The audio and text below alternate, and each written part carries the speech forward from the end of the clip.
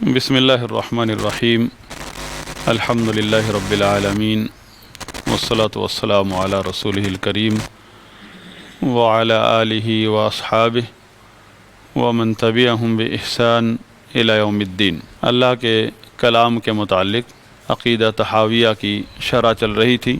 الشیخ عبدالعزیز الراجحی عقیدہ طحاویہ کی شرح میں فرماتے ہیں فالناس قد تنازعوا فی کلام اللہ علی مذاہب، کہ لوگ اللہ کے کلام کے بارے میں تنازع کا شکار ہوئے ہیں، مذہبوں میں مختلف مذاہب بن چکے ہیں، لیکن ابرز المذاہب فی هذه المسئلہ ثمانیۃ مذاہب لأہل الارض جمیعا۔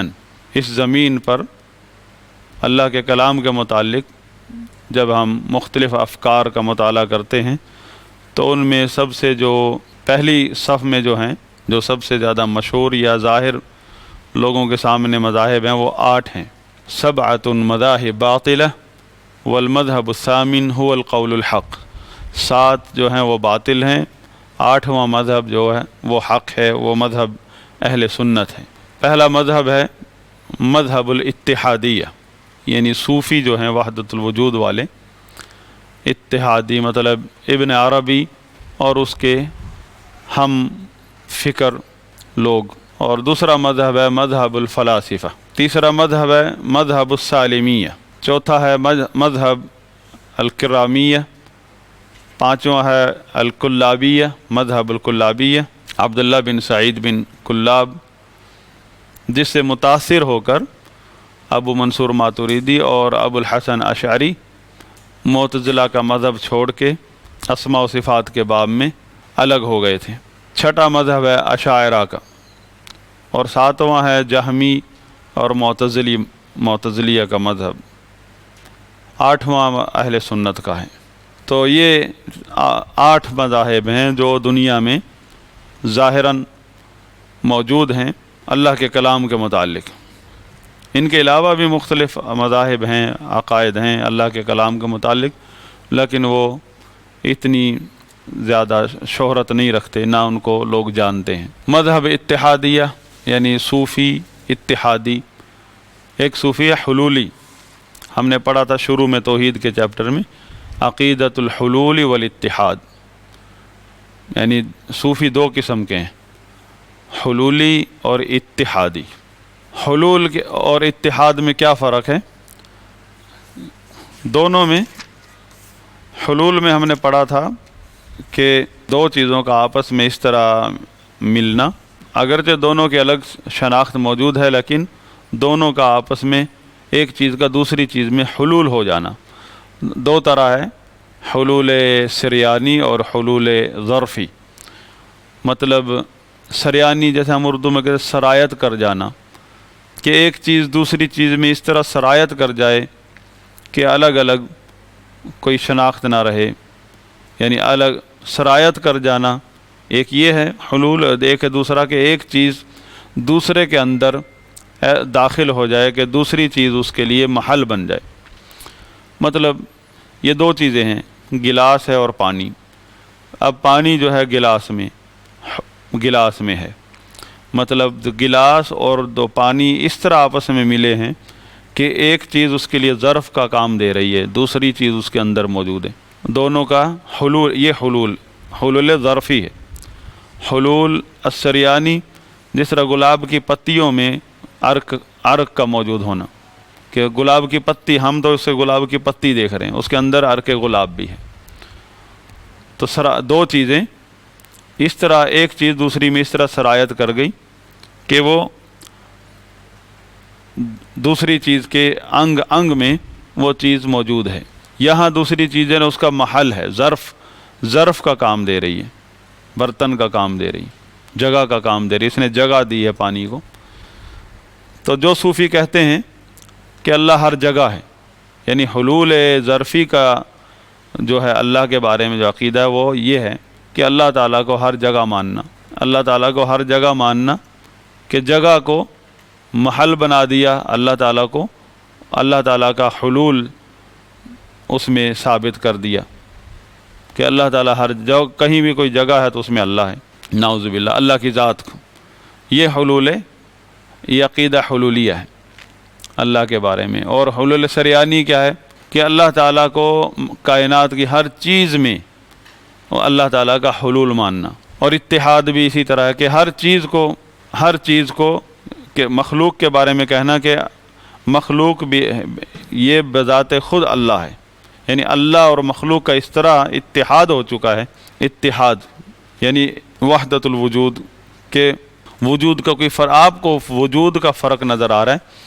یہ جو وجود کا فرق خالق مخلوق اور کا جو فرق ہے، یہ اتحادی صوفی جو ہیں وہ اس فرق کو مٹانے کو توحید کہتے ہیں، کہ آپ مان لیں کہ اللہ تعالیٰ کے علاوہ کسی کا وجود نہیں ہے، جو کچھ بھی پائی جاتی ہے چیز وہ حقیقت میں اللہ ہی ہے، یعنی یہ غایت ہے ان کی توحید کی، تو اس کو عقیدہ اتحاد کہتے ہیں۔ اور اہل علم کے نزدیک بالاتفاق، اہل سنت کے نزدیک یہ لوگ اس طرح کے عقیدہ رکھنے والے اکفر الزنادقہ، منافقین ہیں ان کا حکم، اور زندیق لوگ ہیں، اور دنیا میں ان کے لیول کا کوئی کفر نہیں پایا جاتا، نہ کفر یہود و نصارہ کا کفر بھی ان کے سامنے، ان کے کفر کے مقابلے میں چھوٹا ہے۔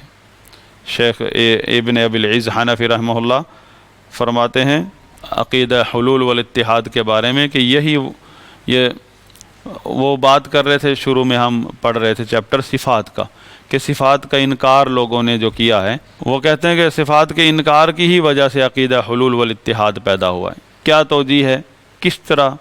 بلکہ یہ الحاد کی بنیاد یہی ہے، صفات ہی تو ہیں جن کی وجہ سے خالق اور مخلوق کا فرق معلوم ہوتا ہے۔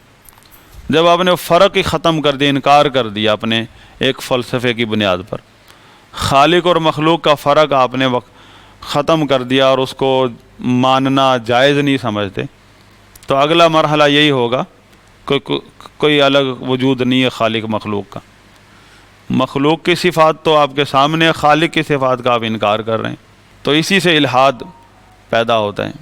تو یہ جتنے بھی عقیدہ اسماء و صفات میں جتنے بھی باطل فرقے ہیں، یہ سب الحاد میں ملوث ہیں، الحاد انہی کی وجہ سے پیدا ہوا ہے، اور بلکہ کئی فرقے تو صراحتاً ملحد ہیں۔ تو اتحادی صوفیوں کا جو سرگنا ہے وہ ابن عربی ہے۔ ابن عربی دو ہیں، عربی میں ابن العربی الصوفی، ابن العربی السنی۔ اچھا، ہمارے ہاں تو یہ شعور نہیں پایا جاتا نا کہ سنی اور صوفی میں فرق نہیں سمجھتے، ہمارے ہاں ہر صوفی سنی کہلاتا ہے، جبکہ حقیقت یہ ہے کہ جو صوفی ہو جائے وہ سنیت سے خارج ہو جاتا ہے۔ عقیدہ یہ ہے، عقیدہ اہل سنت کا کہ اصول ہیں، یعنی جو صوفی بن گیا، جس طرح کوئی شیعہ ہو جائے اس کو سنی کہہ سکتے ہیں، اسی طرح جو صوفی ہو جائے اسے سنی نہیں کہا جا سکتا، وہ بس خام خیال ہے اس کو باپ دادا سے محبت ہے لیکن خود یہودی ہو گیا ہے۔ ایک آدمی باپ دادا سے مسلمان تھے، ان سے محبت ہے، اب اس محبت سے کی وجہ سے تو ہم اس کو مسلمان نہیں کہیں گے نا۔ اب ایک آدمی کو اپنے باپ دادا سنی تھے، ان سے محبت ہے لیکن خود صوفی ہو گیا۔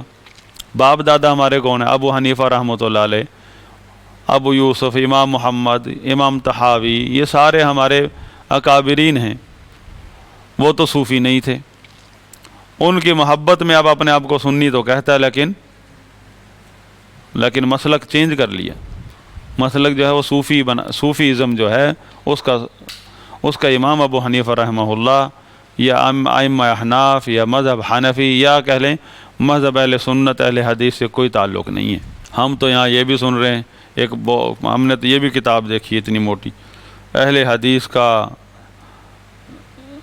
ذوق تصوف، یعنی آپ بات کر رہے ہیں دوسروں کی، کئی لوگ یہ ابھی بھی دیکھیں کہ وہ فخر کرتے ہیں کہ ہمارا تعلق تصوف سے ہے اور ہیں اہل حدیث، فخر کرتے ہیں۔ ہم کہتے ہیں کہ جس کا تعلق صوفیت سے ہو جائے وہ سنیت سے ہی خارج ہو جاتا ہے۔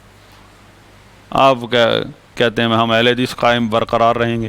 یہ صوفیت کے خاص قسم ہیں جو اتحادی ہیں، یا یوں کہہ لیں یہ صوفیت کا آخری سٹیج ہے. یہ نہیں آپ کہہ سکتے کوئی صوفی ہو اور وہ ابن عربی کو نہ مانتا ہو. سٹیج ہوتے ہیں صوفی کے، جو پہلا سٹیج ہے اس کو وہ ابھی عقیدہ اہل سنت سے ہی محبت کر رہا ہوتا ہے. پہلے سٹیج کے لوگ جو ہیں انہیں توحید اور عام طور پر وہ عامی ہوتے ہیں، ان کو توحید سے لگاؤ ہوتا ہے جو پہلے سٹیج کے لوگ ہوتے ہیں. اور انہیں کوئی آدمی شرک کی دعوت دے تو وہ فوراً ان کے کان کھڑے ہو جاتے ہیں. شرک نہیں قبول کر سکتے وہ پہلے سٹیج کے لوگ. آج کل تو شرک ناچ رہا ہے نا، وہ پہلے سینے سے لگا لیتا ہے شرک کو. ہم بات کر رہے ہیں اس ماحول کی جس میں اہل سنت کا شعور تھا، عقیدہ اہل سنت کا. جو تصوف کی طرف مائل ہو جاتا ہے شخص، وہ پہلے سٹیج میں عقیدہ نہیں چھوڑتا ہے، بلکہ پہلے سٹیج کے لوگوں کو وہ عقیدہ چھڑواتے بھی نہیں ہیں. ان کے یہاں بھی بتدریج جو ہے گمراہی پھیلائی جاتی ہے. پہلے سٹیج کے لوگوں کو وہ ذرا بھی بھانپ نہیں دیتے اپنے آخری سٹیج کے عقیدے کی، بلکہ وہ یہ کہہ کر انہیں روک دیتے ہیں کہ آپ کا ابھی سٹیج نہیں آیا، آپ ابھی اور ریاضت کریں، مراقبے کریں اور زیادہ. جب آہستہ آہستہ ماحول کے ساتھ ساتھ پھر وہ تصوف میں دھنستا چلا جاتا ہے، پھر اس کو اصلی عقائد جو ہیں تصوف کے وہ اس کے سینے میں داخل ہونا شروع ہو جاتے ہیں. یہ وہ فرقہ ہے جس کے بارے میں ہم پڑھ چکے ہیں پہلے بھی کہ ان کے نزدیک جب خالق مخلوق کے کا فرق ہی نہیں ہے تو اللہ کے کلام کے بارے میں یہ کیا کہیں گے.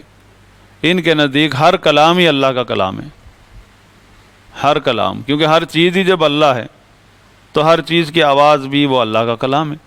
الفتوحات المکیہ عربی میں، اردو میں بھی اس کا ترجمہ ہے فتوحات مکیہ. اس میں ابن عربی کہتے ہیں کہ کل وکل کلام فی الوجود کلامہ سواء علینا نثرہ ونظامہ. جو بھی کلام پایا جاتا ہے وجود میں، جس بھی کلام کا وجود ہے جس بھی لینگویج میں، وہ اسی کا کلام ہے. یہ سواء علینا نثرہ ونظامہ، وہ چاہے شعر اشعار کی شکل میں ہو یا نثر کی شکل میں ہو، کلام جیسا بھی ہے وہ جس بھی زبان میں ہے وہ اسی کا کلام ہے. اب آپ تھوڑا سا بھی اس پہ چوں چرا کریں گے تو کہیں گے یہ عارفانہ کلام ہے. آپ وہابیوں کو سمجھ آتی ہے. لوگوں کی برین واشنگ کرنے کے لیے اس طرح کے فارمولے تیار بھی کیے ہوئے ہیں کہ تاکہ بس بات کی اور لوگوں کو ہٹا دیا، توجہ ہٹا دی لوگوں کی. تو اس موقف کی اللہ کے کلام کے بارے میں ہم پڑھ رہے ہیں کہ اللہ کا کلام کیا ہے. ان لوگوں کے نزدیک جو بھی آواز آپ کے کان میں پڑے وہ اللہ کا کلام ہی ہے، انسان کی ہو، حیوان کی ہو، کسی کی بھی ہو، نعوذ باللہ.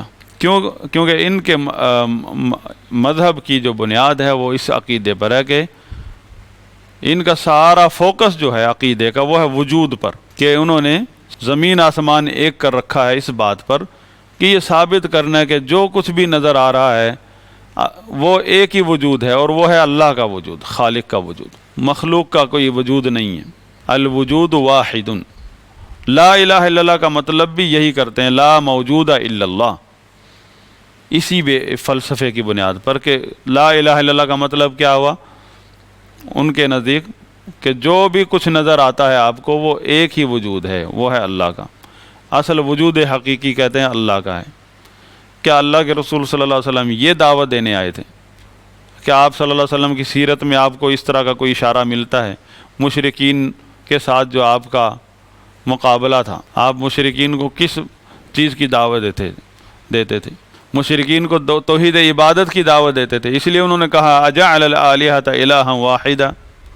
جب آپ نے کہا لا الہ الا اللہ پڑھ لو، انہوں نے کہا کیا یہ جتنے آلہہ الہوں کو ہم ایک مان لیں، ان کو چھوڑ کر ایک کو مان لیں؟ بس چھوڑنے کی بات کرتے تھے آپ صلی اللہ علیہ وسلم، غیر اللہ کی عبادت کی، غیر اللہ کی عبادت کو کے چھوڑنے کی دعوت دیتے تھے. آگے وہ کہتے ہیں کہ الرب حق والعبد حق ویا لیت شعری من المکلف ان قلت عبد فذاک میت او قلت رب ان یکلف. کہتے ہیں کہ رب بھی حق ہے. حق مطلب معبود برحق، یعنی اللہ تعالیٰ، عبد بھی حق ہے، بندہ بھی حق ہے، مجھے تو یہ سمجھ نہیں آ رہی پھر کون مکلف ہے؟ مکلف پھر احکام شریعت کا کام کس پر لاگو ہوتے ہیں؟ اگر تو کہتا ہے کہ بندے پر تو وہ تو مردہ ہے، یعنی مطلب اس کا تو وجود ہی نہیں ہے، اس کی تو نفی کر دی۔ اگر کہتے ہو رب پر، تو رب پر کون لگا سکتا ہے؟ رب پر کون احکام لاگو کر سکتا ہے؟ ان یکلف، کہتے رب مالک و عبد حالک و انتم ذالک، کہ رب تو مالک ہے، تم حالک ہیں، یعنی بندہ حالک ہے اور تم بھی، وَأَنْتُمْ ذَلِكَ۔ شیخ عبدالعزیز راجحی فرماتے ہیں ہَؤُلَاءِ الاتحادیہ اکفر خلق اللہ، اللہ کی مخلوقات میں سب سے بڑے کفار ہیں یہ، وَهُمْ منافقون زنادقہ، اور یہ زندیق منافق ہیں، یظہرون الاسلام ویبطنون الکفر، اسلام کا اظہار کرتے ہیں اور کفر ان کا عقیدہ ہے۔ فَهُمْ فِي الدَّرْكِ الْأَسْفَلِ مِنَ النَّارِ، نعوذ باللہ من النفاق والمنافقین، واللہ تعالی یقول ان المنافقین فی الدرک الاسفل من النار۔ تو فرماتے ہیں کہ اصل هذا المذهب نشأ من انکار مسئلۃ المباینۃ والعلو، یعنی ہر گمراہی کی کوئی بنیاد ہوتی ہے۔ جیسے آپ میڈیکل میں دلچسپی رکھتے ہیں، جسم بیمار کیسے ہوتا ہے، کوئی بیماری لگتی ہے تو آپ ہر بیماری کے بیس جانتے ہیں کہ فلاں وائرس سے، فلاں وائٹامن کی کمی کی وجہ سے آغاز وہاں سے ہوتا ہے۔ اس بیماری کا آغاز فرماتے ہیں، اس کا آغاز عقیدے میں کون سی گمراہی ہے، یعنی پہلے وہ جو گمراہی ہے نا وہ چھوٹی سی نظر آتی ہے آغاز میں، اس کے بعد ایک بہت بڑا فرقہ جب تیار ہو جاتا ہے، پھر وہ لوگ ہوتے ہی نہیں ہیں جو آپ کو کہہ رہے تھے کہ ایسے لگے رہتے ہو عقیدے میں، کیا فائدہ اس کا، ابھی تو ہم نے خلافت قائم کرنی۔ اس وقت وہ ہوں گے نہیں جب یہ عقیدے کی کمزوری کی وجہ سے لوگ فرقہ بن چکے ہوں گے۔ تو یہ جو گمراہی ہے عقیدہ اتحادیہ کی، انکار مسئلۃ المباینہ والعلو، اللہ تعالیٰ کے علو ذاتی اور مباینہ یعنی مخلوقات سے الگ جدا ہونے کا عقیدہ۔ یہ عقیدہ اہل سنت ہے نا کہ اللہ تعالیٰ عرش سے اوپر ہے، اپنی مخلوقات سے جدا ہے، باین جدا ہے، یہ صفت ذاتیہ ہے کہ اللہ تعالیٰ وَهُوَ الْعَلِيُّ الْعَظِيمُ، آپ نماز میں کہتے ہو سبحان ربی العلیٰ، یہ اس کی صفت ذاتیہ ہے۔ اور جو صفت استوا ہے ہم نے پڑھا تھا، صفت الاستوا یعنی عرش سے اوپر ہونا، یہ اس کی صفت فعلیہ ہے کہ جب عرش پیدا کیا، عرش مخلوق ہے، تو اللہ تعالیٰ نے فرمایا الرحمن علی العرش استوى، عرش سے اوپر اللہ تعالیٰ مستوی ہو گیا، یہ اللہ کی صفت فعلیہ ہے۔ صفات ذاتیہ کے بارے میں آپ نے پڑھا ہے کہ جس طرح اللہ تعالیٰ کی ذات ازلی ہے، ازل سے ہے اور ابد تک رہے گا، اسی طرح اس کی تمام صفات ذاتیہ اسی طرح ہیں، مطلب وہ ازل سے ہی بلندی پر ہے اور ابد یعنی ہمیشہ بلندی پر ہی رہے گا، یہ اس کی صفت ذاتیہ ہے، چاہے عرش تھا یا نہیں تھا، اللہ تعالیٰ بلندی پر ہے۔ اس کا انکار کرنا پہلی گمراہی، اللہ کی صفت ذاتیہ کا انکار کرنا، علو کا۔ دوسرا کہ مخلوقات سے جدا، یہ اہل سنت کا عقیدہ کہ اللہ تعالیٰ اپنی مخلوقات سے جدا ہے۔ تو فرماتے ہیں کہ جب انہوں نے کہا نا کہ اللہ تعالیٰ اپنی مخلوقات سے منفصل جدا نہیں ہے، نہ اوپر ہے، بلکہ ان کا یہ جو عقیدہ اللہ تعالیٰ ہر جگہ، ہر فی کلی مکان، عربی میں کہتے ہیں، اردو میں کہتے ہیں حاضر ناظر، ہر جگہ حاضر ناظر تو کہتے ہیں دیکھنے والا، اللہ تعالیٰ ہر چیز کو دیکھ رہے ہیں، وہ تو عرشوں سے اوپر سے بھی دیکھ سکتا ہے، اس کو دیکھنے کے لیے زمین پر اترنا پڑے گا، نعوذ باللہ، وہ ساتھ میں لگا دیا تاکہ لوگ قبول کر لیں اس عقیدے کو، حاضر کو۔ اللہ تعالیٰ ہر چیز کو پر گواہ ہے، وہ عرشوں سے اوپر، اس کے لیے یہ کوئی فاصلے ہیں، یہ تو ہمارے لیے فاصلے ہیں، کروڑوں میل کے، اربوں میل کے، ہم احاطہ ہی نہیں کر سکتے مسافت کا۔ انہوں نے جب یہ عقیدہ گھڑا کہ حاضر ناظر کا، اس کے پیچھے یہی نظریہ ہے کہ اللہ تعالیٰ کو اس کی مخلوق سے ملانا ہے، یعنی مخلوق کو اللہ تعالیٰ اور مخلوق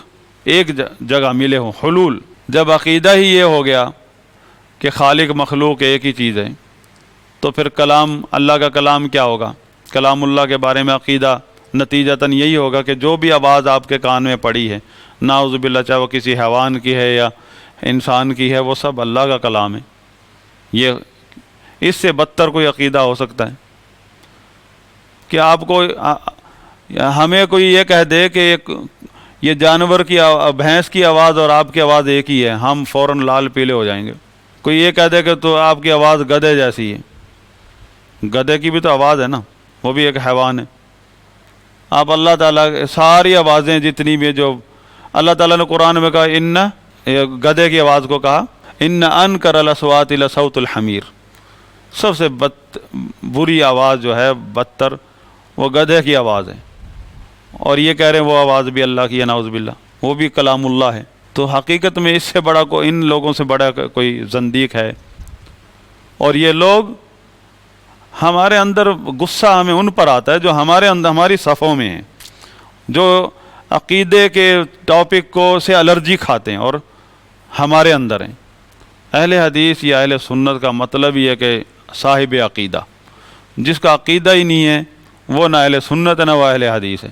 باقی رہی یہ مسائل جو ہے حدیث اور فقہ کے، یہ علماء کے مسائل ہیں، عوام الناس کے مسائل نہیں ہیں۔ باقی رہے سیاست، یہ حکمرانوں کا کام ہے، یہ دجالوں کا کام نہیں ہے، یہ صرف حکمرانوں کا کام ہے۔ سیاست، شریعت میں سیاست کسے کہتے ہیں؟ حاضر سروس حکمران کی ڈیوٹی کو سیاست کہتے ہیں، اس کے انتظامی امور کو سیاست کہتے ہیں۔ جو پرائیویٹ شخص ہے اور سیاست کی بات کرے، اسلام میں اس کو سیاست کا حق نہیں دیا جاتا، بلکہ وہ جرم ہے اس کا۔ اور جہاد جو ہے وہ مسلمانوں کی ریاست کا ایک عسکری ادارہ ہے، وہاں سے اس کا فیصلہ ہوتا ہے، علماء اس کے شرعی ضوابط بتاتے ہیں۔ باقی کیا رہے گا؟ سب لوگوں کے لیے، سب لوگوں کے لیے عقیدہ ہے۔ عقیدہ میں صحیح تربیت ہوتی ہے بندے کی، اخلاقی بھی اور ایمانی بھی، ساری کی پوری، یعنی عقیدہ پورے اسلام کی ایک اصل شکل دکھاتا ہے۔ عقیدے میں گمراہی کی وجہ سے فرقے بنتے ہیں۔ اب آپ دیکھیں، فقہ ایک ہے ہمارے ملک میں، فقہ حنفی، فرقے کتنے ہیں فقہ حنفی والوں کے؟ عقیدے میں اختلاف کی وجہ سے ہیں، فقہ تو ایک ہی ہے۔ فقہ سے فرقے نہیں بنتے، فرقے عقیدے سے بنتے ہیں۔ تو یہی حال ہمارا ہوگا، ہم اہل حدیثوں کے فقہ ایک ہی ہے، ایک ہی مسئلہ ہے، ایک ہی فتویٰ ہے، اس میں کیا کوئی اختلاف نہیں، لیکن نظریہ میں اختلاف آ جائے گا تو فرقے بن جائیں گے، عقیدے میں کمزوری آ جائے گی تو فرقے بن جائیں گے، کسی کا قبلہ بن جائے گا ادھر، کسی کا قبلہ ادھر، تو فرقے بن جائیں گے۔ فقہ میں تو اختلاف کی بھی گنجائش ہے، فقہ میں ایک مسئلہ، ایک فقہ کا آدمی کہ 4 عالم 4 موقف ہو سکتے ہیں، گنجائش ہے، اللہ نے رکھی، اختلاف کی گنجائش رکھی ہے۔ عقیدے میں گنجائش نہیں ہے، چاہے فقہ ہماری 10 ہو جائیں، عقیدہ ایک ہی ہونا چاہیے، اور اسی عقیدے میں ہی سب کو الرجی ہوتی۔ عقیدے کی نہ کلاس ہے، عقیدے کی نہ خطبہ ہے، عقیدے کا نہ کورس ہے، نہ عقیدے کا پر ورکشاپ ہے، کچھ بھی نہیں ہے۔ ورکشاپ آج کل آپ دیکھ رہے ہیں موٹیویشن سپیکر، اور ان کی بھیڑ کی چال ایک بھیڑ چلتی ہے نا، پھر اس کے پیچھے ساری بھیڑیں ہیں، کبھی دیکھا آپ نے؟ آج تو الحمدللہ کیمرے کا دور ہے، ساری چیزیں اللہ نے سامنے کر دی۔ پہلے تو صرف مثالیں ہوتی تھی، جنگل کے لوگ جنگل کی مثال دیتے، شہری لوگ صرف مثال ہی جانتے تھے، آج جنگل کی چیزیں بھی ویڈیو میں آ جاتی۔ آپ نے نہیں دیکھا، ایک ریوڑ جا رہا ہے، ایک بکری نے بس چھلانگ ماری ہے دریا میں، سب نے پیچھے دریا چھلانگیں مار دی۔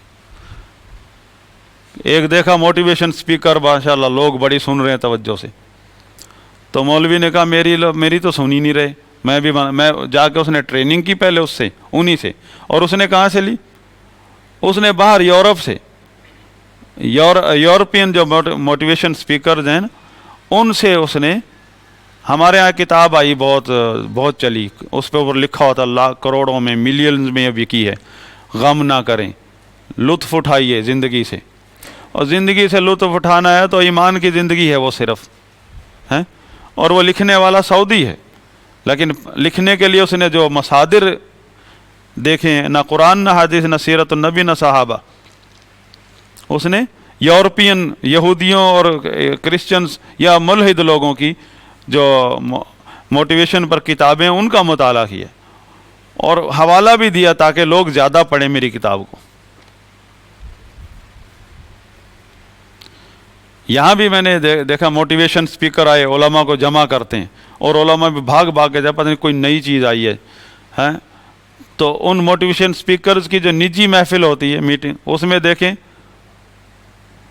ان سے پتہ چلتا ہے کہاں سے چوری کرتے ہیں۔ کہنے کا مقصد یہ ہے کہ عقیدے سے ہی، اب یہ ہم اللہ کے قرآن کے بارے میں عقیدہ پڑھ رہے ہیں، اللہ کے کلام کے بارے میں، اس کا بھی جب آپ صحیح عقیدہ جان لیں گے اور گمراہ عقیدوں کے بارے میں بھی آپ کو تھوڑا شعور ہو جائے گا تو اس کا اثر آپ کی اخلاقیات پر آئے گا۔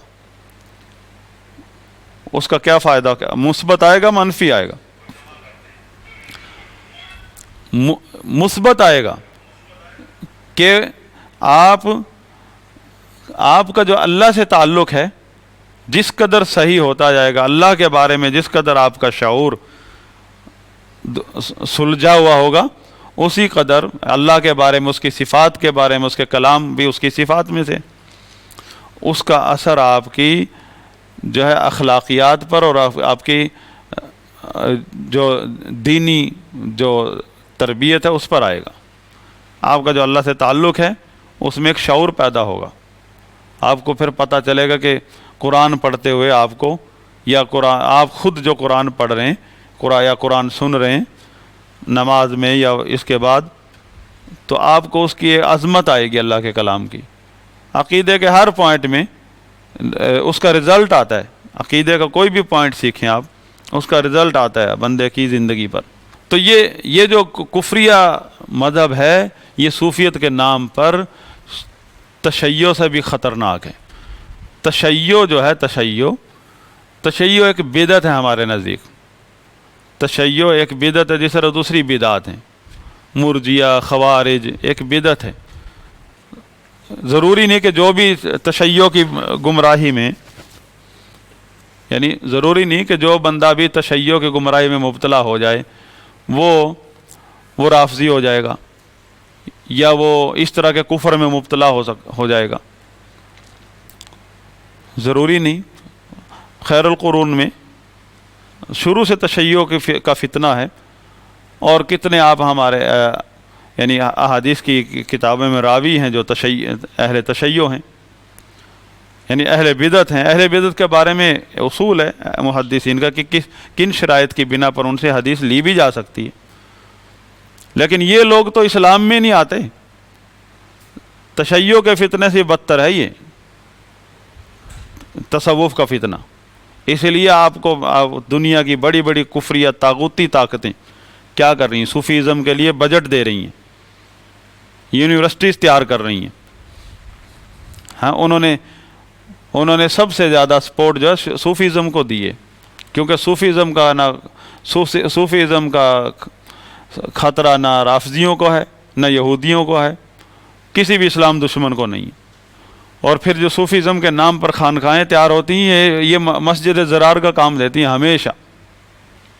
ایک جگہ اللہ کا گھر ہے اور ایک جگہ خانقاہ ہے۔ تزکیہ نفس اللہ کے گھر میں نہیں ہوتا ہے، خانقاہ میں ہوتا ہے۔ اللہ کے رسول نے مسجد کے علاوہ بھی کوئی ایسی جگہ بنائی ہے جہاں عبادت ہو۔ اور پھر جب مخلوق اور خالق کا وجود فرق ہی ختم ہو گیا تو پھر کافر اور مسلم، فرعون اور موسیٰ، رسول اللہ صلی اللہ علیہ وسلم اور صحابہ، اور پھر مشرکین مکہ میں کیا فرق رہ گیا؟ حق اور باطل پھر الگ، یہ کیا ہوتا ہے؟ حرام حلال کیا ہوتا ہے؟ یہ محرم نامحرم کیا ہوتا ہے؟ کچھ رشتے نہیں ہیں، پھر فرق ختم۔ اور ایسے زنادقہ آپ کو عملاً ملیں گے جو فرق نہیں کرتے ہیں، لیکن یہ آخری سٹیج ہے صوفی کا۔ جو پہلے سٹیج کے جو اہل تصوف ہوتے ہیں وہ ذرا بھی یہ تصور نہیں کر سکتے کہ ہم اس رستے پر چلے ہوئے ہیں، وہ کر بھی نہیں سکتے۔ ہم نے پڑھا تھا کہ متصوفہ کے نزدیک توحید 3 قسم کی ہے، توحید العامہ یعنی عامی لوگ جو ابھی ابتدا میں بس بیعت کی ہے یا بیعت نہیں بھی کی ہے، عوام الناس، ان کے عقیدے کو، یہ جو نبی کا عقیدہ، نبیوں کا عقیدہ قرآن میں ہے، توحید، سنت، شریعت، یہ کہتے ہیں یہ عوام الناس، یہ سطحی عقیدہ ہے، یہ پہلا سٹیج، اور یہ عوام الناس کا عقیدہ ہے۔ عوام الناس کا عقیدہ کیا ہوتا ہے کہ عوام الناس کا کوئی مقام ہی نہیں ہوتا ہے۔ توحید الخاصہ کہ جن کو کشف ہونے کا دعویٰ ہو جاتا ہے نا، کشف یعنی مطلب جن کو کشف بطور کرامت برحق ہے، اہل یعنی اللہ تعالیٰ اپنے نیک بندوں کے لیے کرامت جاری کرتا ہے، اس کی بات نہیں ہو رہی، ہم اہل بدعت کفری عقائد والوں کی بات کر رہے ہیں، کیونکہ اللہ جو بد عقیدہ لوگوں کے اوپر جو اس طرح کی چیزیں ظاہر ہوتی ہیں، وہ چاہے آپ آنکھوں سے دیکھ رہے ہیں اس کو ہوا میں اڑتے ہوئے، آپ کو پتہ ہے کہ اس کا عقیدہ ہی صحیح نہیں ہے، وہ اس کا پہلے تو یہ اسلام ہی ثابت کر لے تو بڑی بات ہے، یا بدعت پر ہے، کفر پہ نہیں تو بدعت پر ہے، تو اس کی کرامت نہیں ہے، وہ اس کے ساتھ شیاطین کھیل رہے ہیں۔ اور یہ اکثر یہ جو دوسرے سٹیج پر جاتا ہے جو صوفی، اس کے ساتھ شیاطین کھیلتے ہیں، جنات، اور وہ کہتا ہے ہاں آج میں نے جبریل دیکھا، آج میں نے پیر دیکھا، آج میں نے شیخ دیکھا، آج میں نے امام عبد القادر جیلانی رحمۃ اللہ علیہ دیکھ لیے، اور بالکل وہ تصور بھی نہیں کر سکتے ان کے ساتھ دھوکا ہوا ہے۔ اور یہ اکثر یہود و نصارہ کے علماء، ان کے ساتھ یہی ہوتا رہے۔ پھر اس کے بعد جو ہے وہ آخری سٹیج ہے توحید و خاصۃ الخاصہ، کہ جو ہر چیز میں اس کو اللہ نظر آنے لگتا ہے، فنا فی اللہ ہو گیا۔ تو جب تک وہ توحید پر ہوتا ہے، جو صوفیوں کے نزدیک عامی ہے، اس وقت تو اسے شیطان چھیڑ نہیں سکتے۔ آپ نے دیکھا ہوگا وہ کرنٹ والے پیر، کچھ لوگ ان کے کچھ نوجوان لڑکے ان کے ہتھے چڑھتے، لیکن ان کو کرنٹ نہیں لگتا ہے، اکثر کو وہ جو ہی چھوتا ہے وہ کرنٹ والا بابا، اس کو وہ جو ڈانس کرنے لگ جاتا ہے۔ اور کچھ بیچ میں چیدہ کبھی کبھار کوئی ایسا نوجوان بھی آ جاتا ہے، بڑی ٹرائی کرتا ہے، اس کو کرنٹ نہیں لگتا، وہ ناچتا نہیں ہے، بے ہوش نہیں ہوتا۔ وجہ کیا کہ وہ ابھی تک شعور میں ہے، وہ ابھی تک اپنے عام ایک فطری طور پر مسلمان ہے۔ فطری طور پر مسلمان ہونا بھی بڑی نعمت ہے کہ اس کو کوئی بیماری نہیں چھو رہی۔ ہاں، اگرچہ آپ جس طرح ایک جنگل میں انسان کا بچہ جو ہے پل رہا ہے، چاہے اس نے کپڑے نہیں پہنے، نہ شعور سیکھا، کھانا کیسے پکتا ہے، کیا پڑھائی ہوتی ہے، لیکن وہ صحت مند ہے۔ تو جب تک ایک آدمی، چاہے وہ صوفیوں کے بیچ میں چلا گیا، جب تک وہ اپنے فطری عقیدے پر ہوتا ہے اسلام کے، تو اس کو شیاطین چھیڑتے نہیں ہیں، اس کو کوئی کرامت نظر نہیں آتی، اس کو کوئی کشف نہیں ہوتا۔ وجہ یہ کہ اس کے پاس شیطان آتے نہیں، جو ہی وہ صحبت میں آہستہ آہستہ گمراہ ہوتا چلا جاتا ہے، پھر شیاطین اس کے ساتھ کھیلنے لگ جاتے ہیں۔ شیطان عام سا جو بدوی آدمی ہے نا، جو دیہاتی، اگر وہ صحیح سنی ہے، صحیح عقیدے پر ہے، مطلب صحیح عقیدے کا میرا کہنے کا مطلب چاہے اس کے پاس علم نہیں ہے لیکن وہ گمراہ بھی نہیں ہوا، ایسے لوگوں کے ہتھے بھی نہیں چڑھائے، تو اس کو جنات شیاطین تنگ نہیں کر سکتے، عام طور پر اس کے ساتھ کھیلتے نہیں ہیں، اس سے دور بھاگتے ہیں۔